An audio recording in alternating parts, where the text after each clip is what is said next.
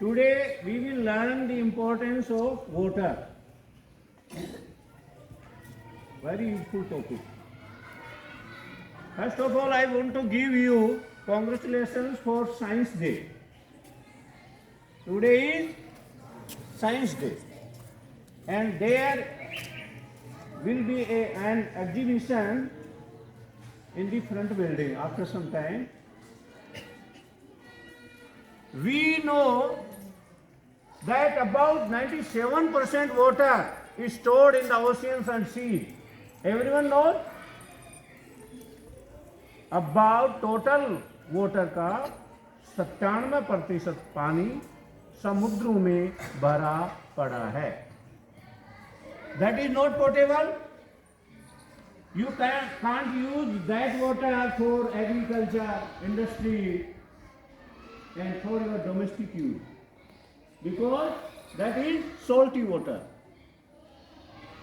97%. And the rest is only 3%.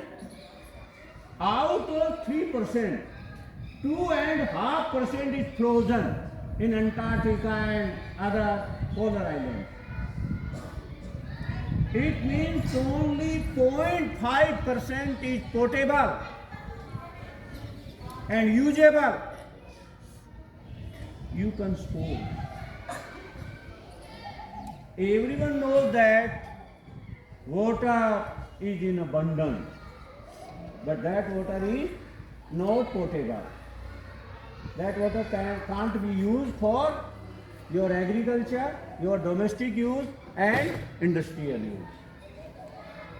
So how can we save water?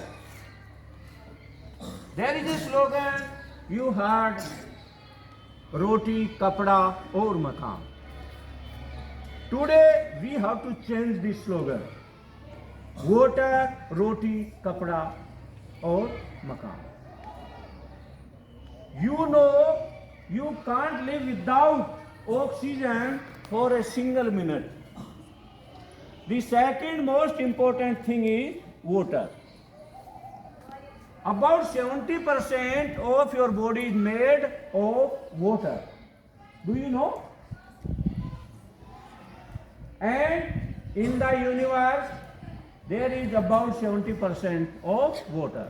About 30% is land area, which is converted in mountains, forests, and we made our houses, roads, railway lines, industry.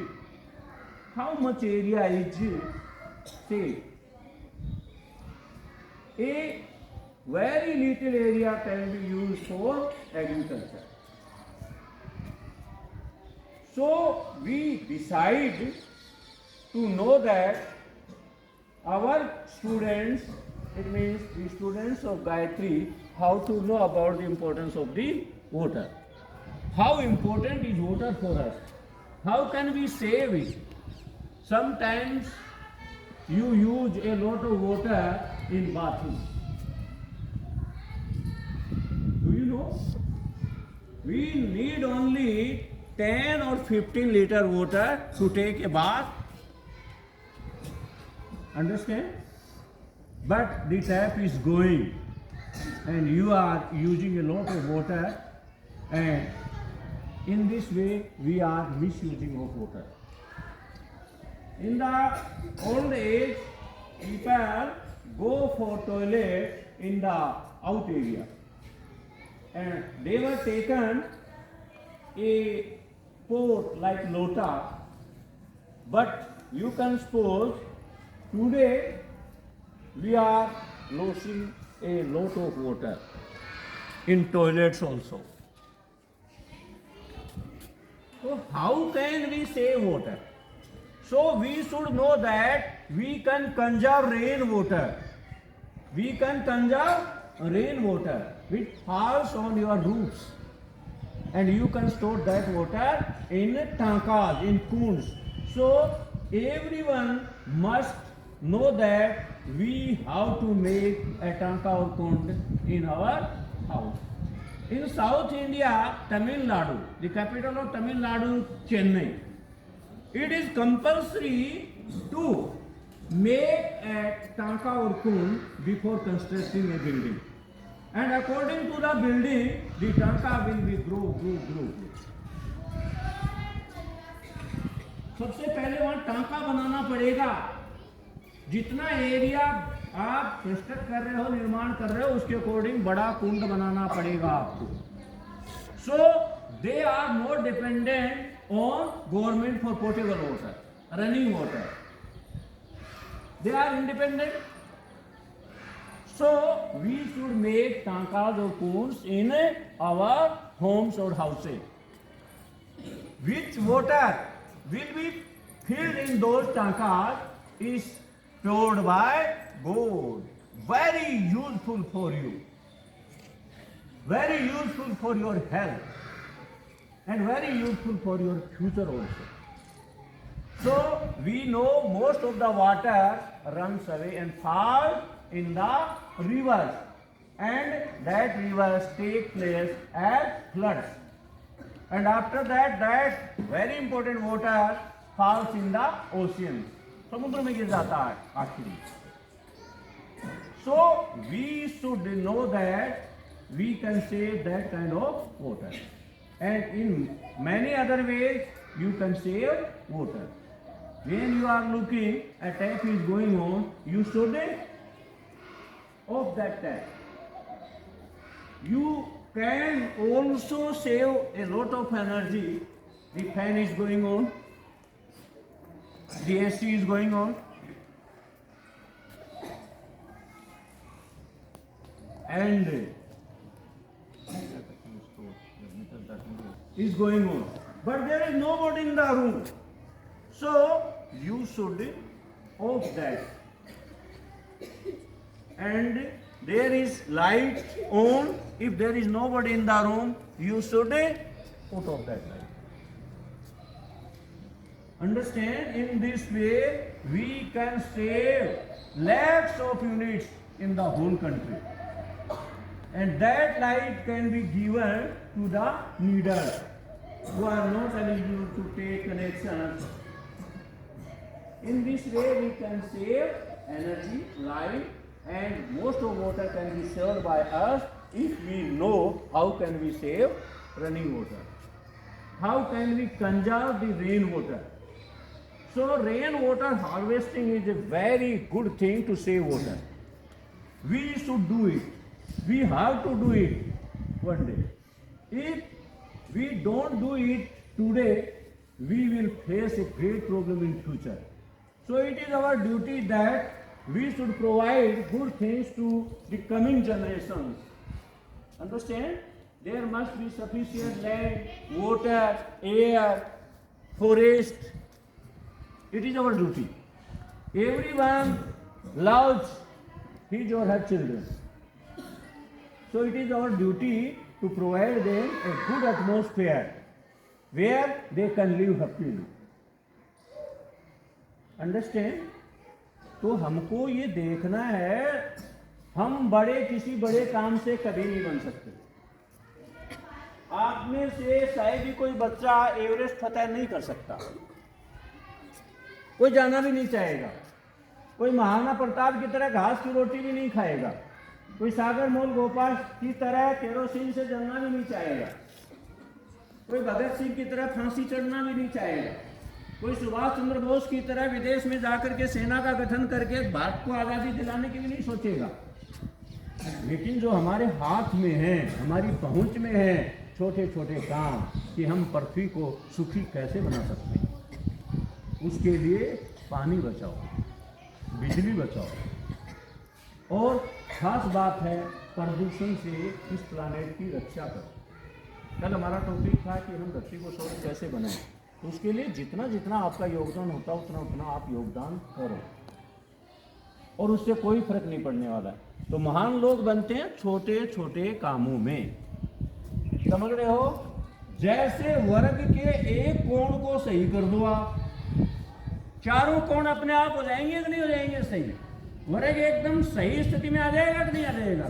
क्योंकि वर्ग का नियम है उसकी प्रत्येक भुजा बराबर, आमने सामने की आयत में होती है, वर्ग में प्रत्येक भुजा समान होती है और प्रत्येक कोण 90 डिग्री का होता है। तो कहने का तात्पर्य जैसा श्री रामाचार्य ने कहा था कि अपना सुधार दुनिया की सबसे बड़ी सेवा है, अपने को सुधारना। कल आपको बड़ा काम का सेंटेंस बताया था, किस किस की याद रहा दिन में दोहराना? लड़ना चाहते हो या जीतना चाहते हो? फिर इस बात है, जीतना चाहते हो तो लड़ो ही मत, ये याद नहीं रहा ना तुम्हारा, इसलिए तुम्हारे महान होने में किसी को भी संदेह हो सकता है। एक नया पैसा नहीं लगता, पूरी धरती स्वर्ग बन सकती है और वो काम हम नहीं कर सकते। हम झूठ बोल सकते हैं, झूठ बोल के आयात निर्यात करेंगे इधर उधर, लेकिन हम सच बताने की हिम्मत नहीं रखते हैं। बता दो ये बात है और हल्के हो जाओ। तभी तो मैं कहता हूं संसार में कोई किसी की मानता नहीं, या तो वो मानना जानता नहीं, या उसका उसमें कोई स्वार्थ नहीं है, या वो जानबूझ करके उसको स्वीकार नहीं करता। अगर कोई किसी की मानने लग जाए तो दुनिया का सबसे बढ़िया आदमी है, वो टीवी पे ब्रॉडकास्ट कर देगा कि ऐसे ऐसे रहो दुनिया वाले, पता नहीं लग जाएंगे, पूरी धरती छोड़ो हो जाएगी।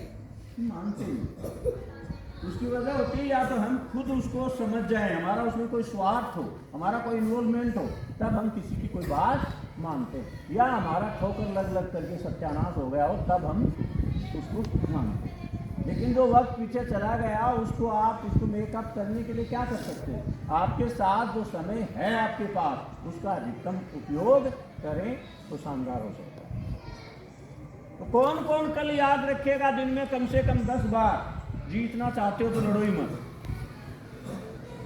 तो सारे चलो कल फिर पूछेंगे आपको कि किस किस के याद रहा, क्योंकि पुलिस की जरूरत घरेलू झगड़ों के लिए है, सेना की जरूरत बाहरी झगड़ों के लिए, ये रहेंगे ही नहीं तो जरूरत ही नहीं पड़ेगी। लेकिन हमेशा ध्यान रखना है, शेर को शेर ही मानना है, फौज की फिर भी जरूरत पड़ेगी, क्योंकि आपने सुधार के लिए अवस्था पड़ोसी सत्यानाश करने आ जाए तो आप मजबूत भी रहो, ताकि जरूरत पड़े तो मुकाबला करो। ये नहीं कि चाइना का युद्ध 62 की तरह हमारे पास फौजियों के पहनने के जूते ही नहीं हो, बर्फ में पहनने के लिए कपड़े ही नहीं हो, पास में 303 राइफल है जो किसी काम की नहीं है। तो आधुनिक हथियार, आधुनिक सुरक्षा उपकरण, विमान सब हमारे पास होने चाहिए, ताकि हमारी कोई बलवान सब का फायदा नहीं उठाए। समझ रहे हैं ना? आप मजबूत रहो, ये जरूरी है, ताकि आपका चित्त ठीक हो। अगर आप स्वस्थ नहीं हो तो आपका चित्त सही नहीं रहेगा, आपको कोई फायदा नहीं होगा। तो आज क्या है? विज्ञान दिवस है। विज्ञान को अपने ऊपर हावी नहीं होने देना है। सिंपल लाइफ, हाई थिंकिंग फिर भी याद रखनी है। बॉडी के हाथ लगाना नहीं है, नाक खुजलाना नहीं है। प्लीज आपकी शरीर में या बदन में इतनी ताकत है, वही 2.5 किलो वजन को रोक लेगा, कोई दिक्कत नहीं है। कोई ऐसे लगा रहा है, कोई ऐसे लगा रहा है, उलझ पुलझ मत रहो, फंसाओ मत अपने आप। सिंपल रहो, इजी गोइंग रहो, सहज रहो, सारी चीजें बढ़िया हो जाएंगी। परीक्षा के बारे में ईमानदारी से हाथों पर करो। किस किस को डर लग रहा है? परीक्षा का डर किस किस को लग रहा है? ईमानदारी से हाथों पर करो। और मैं कहूं तो सबको डर लगता है। 2 चीजों का डर हमेशा लगता है, वो भी एक तरह से परीक्षा ही है। अचानक हुए प्रकाश का हमेशा डर लगेगा, चाहे कितना ही बहादुर हो, भगत सिंह का पोता होता है, डर लगेगा। अचानक आवाज हुई, उसका डर लगेगा। ये नेचुरल है, ये स्वाभाविक है। तुम झूठे बहादुर क्यों बने बैठे? 3-4 बच्चों ने हाथ ऊपर करके हमें डर लगता है। परीक्षा का डर सभी को लगता है और लगता रहेगा, अगर उसने समझ कायम नहीं की तो। अगर समझ कायम कर ली, वो ही बड़ा सावधान हो जाएगा। मैं निर्वास पढ़ता था कक्षा 7 में, सुबह सुबह जाना होता था, 7:30 बजे स्कूल लगता था, 2 पारियों का स्कूल, 6 से 8 बजे तक का पहले लगता था। आप कल्पना करो, 12 किलोमीटर है निर्वास हमारे घर। सुबह उठ के जाता था, जल्दी चलना होता था, तो एक दिन मैं जा रहा था ऐसे जल्दी जल्दी, तो कोई मिट्टी का जो डोला होता है उस पर एक आग खड़ा था, और आग ने अचानक हनुमान जी का रूप धारण कर लिया। गोटा घाटा बिल्कुल तैयार हो गया और वो साथ में चलने में लग गया। जितना तेज में चल रहा उतना ही वो तेज चल रहा था। कोई दृष्टि भ्रम हो गया ऐसे ही। वो हनुमान जी थे इसलिए मेरे को कम डर लगा। भूत होता तो शायद मैं कुछ और स्थिति में होता। अब देखा हनुमान जी तो मैंने ध्यान दिया, हनुमान जी, क्योंकि मैं उस समय हनुमान चालीसा का इसका पाठ खूब करता था, मंगलवार के व्रत वगैरह भी रखता था। तो मैंने देखा तो फिर वो आग खड़ा, अच्छा तेरा ही हनुमान बन गया। तो कहने का तात्पर्य डर जरूर लगेगा, फालतू के झूठे बहादुर मत बनो। डर लगता है लेकिन डर का सामना करो, क्योंकि ड्यू पे लिखा हुआ है डर के आगे जीत। भले ही वो अपना सामान बेचने के लिए ऐसा लिख रहे हो, लेकिन डर के आगे जीत पक्की है, ये गारंटी है। कोई डर से डरे नहीं तो समझते हो ना मेरी बात। इसलिए डर को दूसरे रूप में ले लो।